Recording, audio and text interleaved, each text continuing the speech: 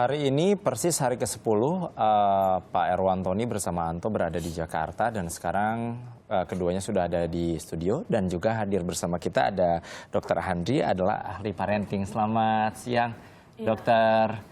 Dokter, aku tanya ke Pak Erwan dulu ya, Pak Erwan.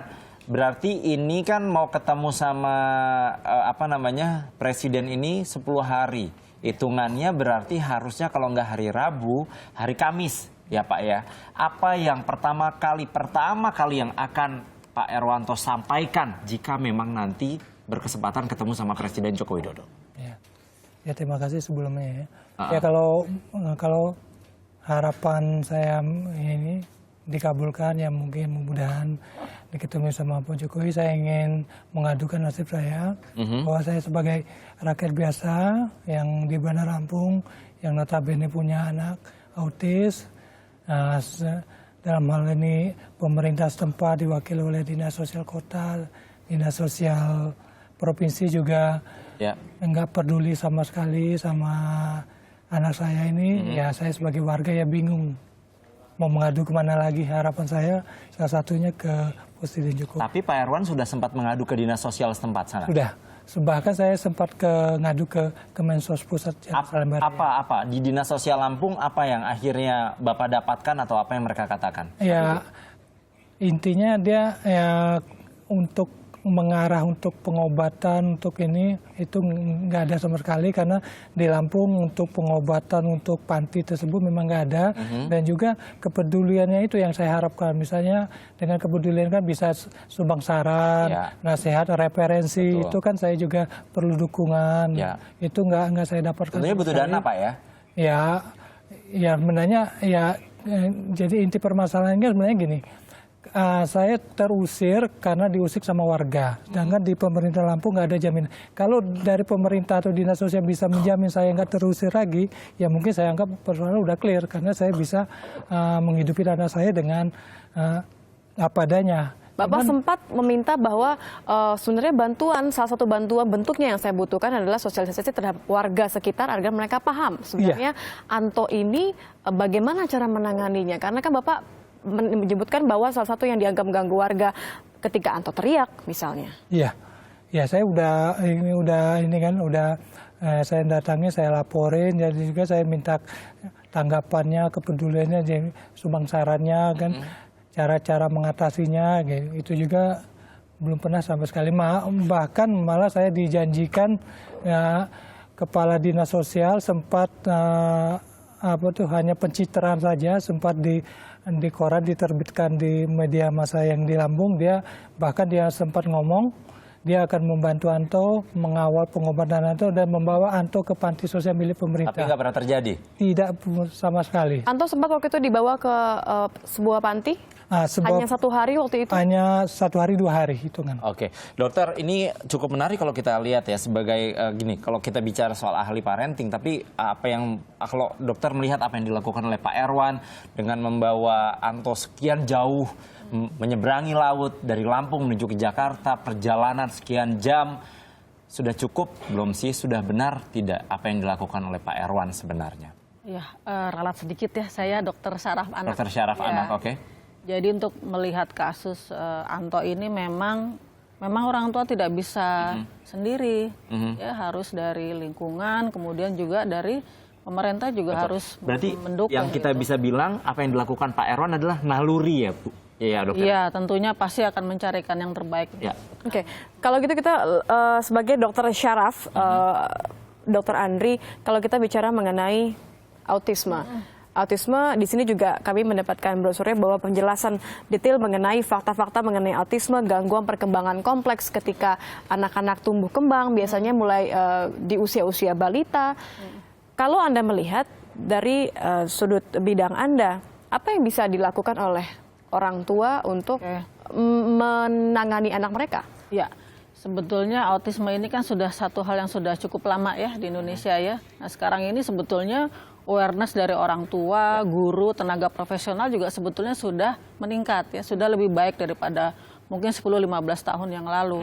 Karena kami selalu mengajarkan pada mahasiswa kedokteran, dokter anak dan bahkan juga guru, orang tua bagaimana cara mendeteksi dini tanda-tanda anak autis. Dan ini menjadi pekerjaan rumah banyak orang nampaknya ya. Banyak Ya, orang yang tidak. Iya, dan sekarang ini trennya justru orang tua itu membawa anaknya ke kita, ke tenaga profesional untuk memastikan anak saya ini autis atau tidak gitu. Itu beda dengan 10-15 tahun yang lalu. Deteksi dini sudah ada kesadaran itu. Iya. Kami juga mengundang Anda yang di rumah untuk bergabung bersama kami di Sapa Indonesia Siang di nomor telepon yang muncul di televisi Anda di 0215366122 karena ini saatnya jika Anda memiliki beberapa pertanyaan mengenai kondisi anak Anda atau lingkungan Anda mengenai anak autis, Anda Atau bisa deteksi dini ya. Atau deteksi dini Anda bisa bertanya. gabung bersama kami di Sapa Indonesia Siang. Ada dokter Andri di sini sebagai ahli syaraf anak. Nah, kita balik lagi ke dokter.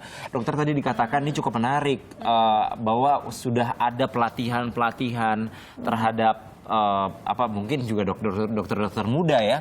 Nah, biasanya kalau pelatihan itu diberikan kepada orang tua juga kah? Bentuknya seperti apa biasanya? Bukan pelatihan ya, tetapi bagaimana kita mendeteksi ya, mendeteksi anak kita nih. Kan kalau autis itu kan kalau secara perkembangan tuh gangguan interaksi sosial dan bicara bahasa dan adanya perilaku yang repetitif dan terbatas. Nah itu kan bisa dilihat sebetulnya. Misalnya kita punya anak umur 1 tahun, dipanggil namanya kok nggak pernah noleh. Ya.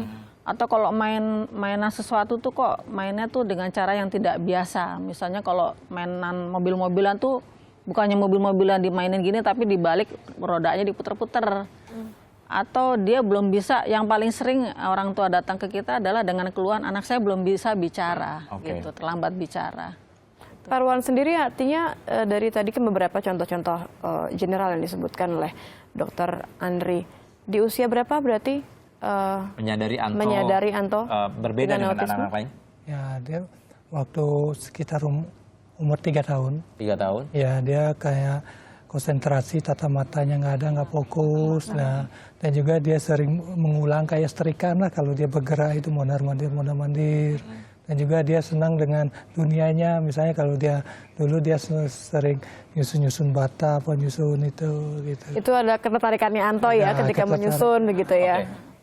Pak Erwan, mungkin saya akan ke belakang mundur sedikit saja.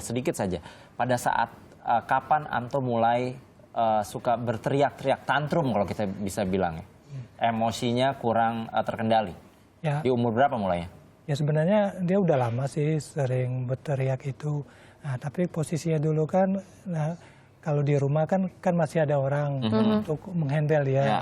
Nah, 1 tahun belakangan ini ya saya karena hanya tinggal berdua, ya otomatis kalau saya pergi bekerja kan saya tinggal. Nah, ya dengan leluasa. Mulai muncul begitu ya. Oke. Kita terima dulu Pak Erwan, ada penelpon, ada Pak Syahrir dari Jakarta. Selamat siang Pak Syahril. Selamat siang. Ya. Silakan Pak Syahril. Ya, yang pertama saya menghimbau pemerintah untuk turun tangan dalam hal ini. Karena ini merupakan katakanlah riak kecil atau seperti apa nama itu, uap air yang ada di atas laut sebenarnya masih banyak lagi kayak seperti begini. Jadi pemerintah harus turun tangan, ya memberikan pertolongan. Yang kedua, pada lebih kurang 7 tahun yang lalu, sewaktu saya olahraga di Senayan, saya pernah bertemu seorang ibu yang membawa anaknya berolahraga. Anaknya itu seumur pada saat itu sebesar inilah, besar anak yang saya lihat. Berolahraga, memitarin lapangan, hampir setiap hari. Akhirnya pelan-pelan itu anak ada perubahan. Olahraga terus, jadi dijadinya kerja di jalan olahraga. Ya. Di samping itu didorong, didukung oleh nutrisi makanan dan kesehatannya itu mungkin didukung oleh itu. Dan juga pemberikan komunikasi yang baik. Berarti memang harus ada kegiatan positif gitu Pak Syahril ya? Harus ada kegiatan. Ya. Jadi dia dibimbing terus. Ya. Dibimbing artinya ayahnya atau ayahnya pakai sepeda, dia suruh jalan lari.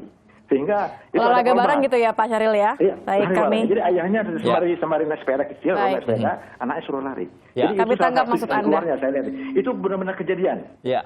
Terima kasih. kejadian itu ya. Ya, terima kasih banyak Pak Syahril. Kita sudah menangkap maksud Anda dan ini adalah saran yang luar biasa sekali. Nanti juga bisa dicontoh mungkin sama Pak Erwan. Terima kasih banyak Pak Syahril dari Jakarta telah bergabung sama kita. Ada satu lagi, ada Pak Ahmad juga dari Jakarta. Selamat siang Pak Ahmad. Selamat siang. Pak Ahmad, silakan Pak Ahmad. Di sini ada Dr. Andri juga, ahli syaraf anak-anak. Halo. Iya, selamat siang Pak Ahmad. Langsung. Selamat siang. Iya. Silakan Pak. Ya, saya mau memberikan satu masukannya. Ya. Orang tua yang daripada anak itu mau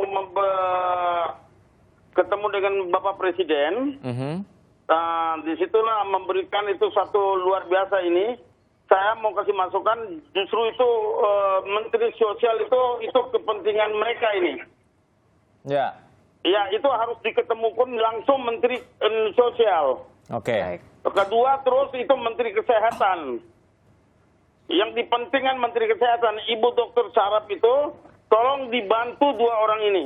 Ya, terima Baru kasih. bisa dapat pahala dari Allah Subhanahu Wa Taala. Kalau enggak. Betul. Jadi penanganan langsung dari pemerintah Berbahaya begitu ya untuk Pak ya? mereka yang melihat dia orang di pinggir jalan lagi tidur. Iya, terima kasih banyak. Berapa banyak orang di sini yang tidak melihat mereka, saudara-saudara kita yang pinggir jalan lagi tidur. Hati-hati itu.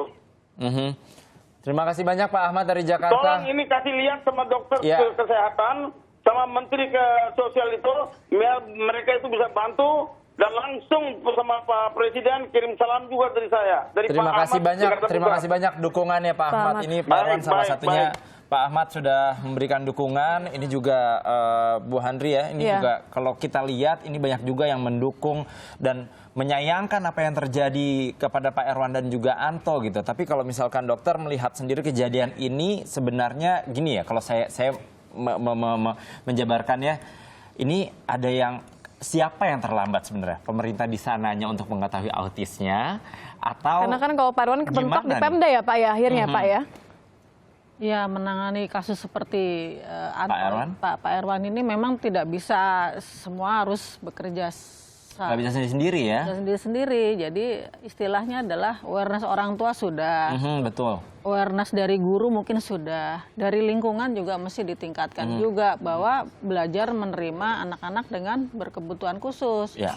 Belajar menerima tentunya juga harus mengerti, jadi juga harus mendapatkan informasi yang benar, membaca dengan benar, karena banyak juga anak-anak seperti ini kalau masih balita gitu suka udah dikasih label duluan, oh ini anaknya bandel nih, hiperaktif, nggak bisa diatur. Itu yang terjadi Pak temper dari lingkungan tantrum Anda? gitu. Dari mulai Anto Padahal- masih kecil?